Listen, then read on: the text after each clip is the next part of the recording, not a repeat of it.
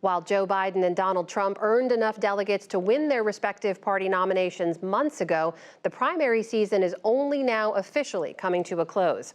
The two men swept the handful of states that voted yesterday, but both still saw some opposition from primary voters. We now turn to our regular contributors, Democratic strategist Faz Shakir and Republican strategist Kevin Madden. Great to see you both as always. Thanks for being here. Let's talk a little bit about what we can take away from these contests last night and what matters to voters right now. If you look at the results from just one state in New Mexico, on the Republican side, this is 2 weeks after Nikki Haley said that she would support Trump. We are still seeing her pull votes in primaries. You see Mr. Trump there with 84% of the vote, Nikki Haley with 9%, and uncommitted getting 3%. Meanwhile, for the Democrats, Mr. Biden with, yes, an overwhelming win there, 84%, but uncommitted getting 10% of the votes, and Marianne Williamson getting 7%. Kevin, what does this say to you right now about the level of discontent with these two major party candidates and whether or not that's going to change come early voting? Yeah, I think, well, one of the things that the deciders of this election are coming down to the double haters, the candidates, or I think the voters out there who have really just don't like either one of these candidates. But I think the other thing that we've learned is that there's still a lot of unfinished business. Joe Biden definitely still has a problem with his base. He has a lot of younger voters, a lot of disaffected progressive voters that have not yet come home. Donald Trump, on the other hand, still has a Nikki Haley voter problem. Here he is probably 3 months after the Republican nomination has essentially been decided, and he still has a hard time uniting the party. And if those voters stay home in November, that's going to make or break whether or not Donald Trump is able to win the election. So these candidates have very clear challenges ahead, but neither one of them have really come up with a strategy or a message to confront and solve those problems yet. So that's what the next couple of months are going to be all about. How do you see it, Faz? Picking up on that point that Kevin raises, I think that I see Joe Biden trying to address what he knows to be concerns within his base. So if you look at the efforts of the last week or two, saying to black voters, specifically Morehouse, and then an event in Philadelphia with Kamala Harris to say, hey, I need black voters to stay with me, and here's the problems with Donald Trump. On Gaza, I'm going to go out there and talk about Israel. We need to end this war. Here's the plan. Here's how we're going to do it. He's making efforts, so he's not unaware that he's got a problem. You can see, though, that the uncommitted vote is down from Michigan and Minnesota from before. You can see a bit of the consolidation. He needs that number amongst Democrats to be well up over 90% if he's going to win this general election. That is to say, that base has got to come in very strongly.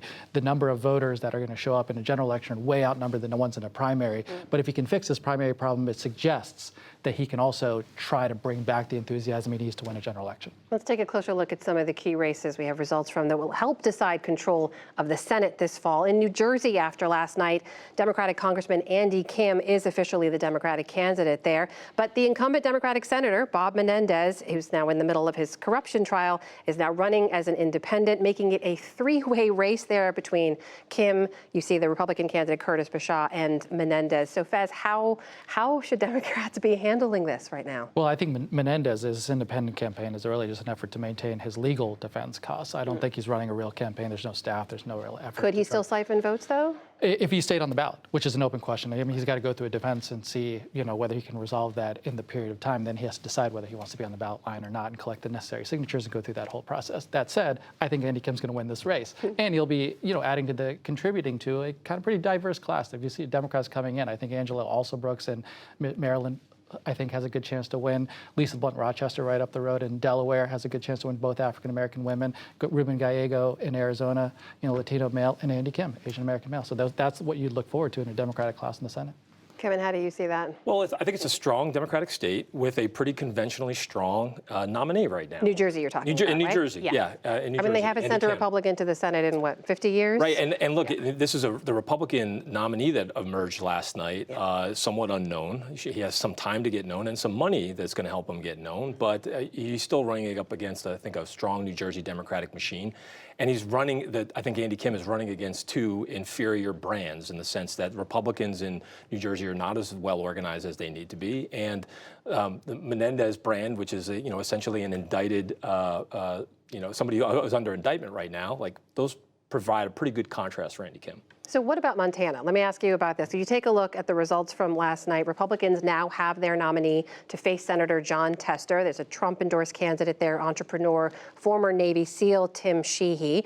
Kevin, Tester is the last Democrat standing in a deep red, getting redder state. Is Sheehy the right candidate to unseat him? Sheehy is a very strong candidate, handpicked by Steve Daines, the other senator from Montana, who also happens to run the National Republican Senatorial Committee. He's going to make sure that Sheehy has all the Montana Republican support and the money and resources to take on a pretty well-entrenched incumbent Democrat in Tester.